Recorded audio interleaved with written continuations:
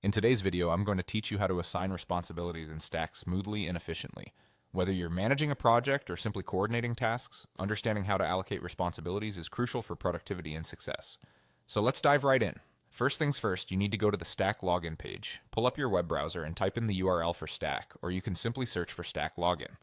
Once you've reached the login page, the quickest way to access your account is by clicking on Login with Google. This option is not only convenient, but also secure as it uses your Google credentials, which many of us use daily.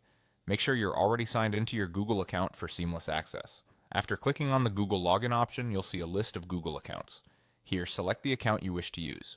If your account isn't listed yet, simply add it by entering your credentials. Make sure to choose the right account, especially if you manage multiple projects or use different emails for personal and work purposes. Once you're logged in, direct yourself to the projects section. This is essentially the gateway to all your ongoing work. Look for the project you want to manage and click on it. This step is crucial as it ensures you're working in the correct project space, which can prevent any potential mix-ups. In your project dashboard, you'll encounter the Assign To section. Here's where the real action begins. Look for the plus Add User button.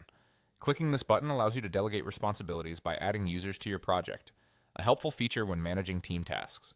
Now let's add a user. You'll notice a search bar, a very handy tool, especially if you have a long list of potential assignees. Type in the name of the user you want to assign responsibility to. Once you spot the correct person, go ahead and tick the checkbox right beside their name.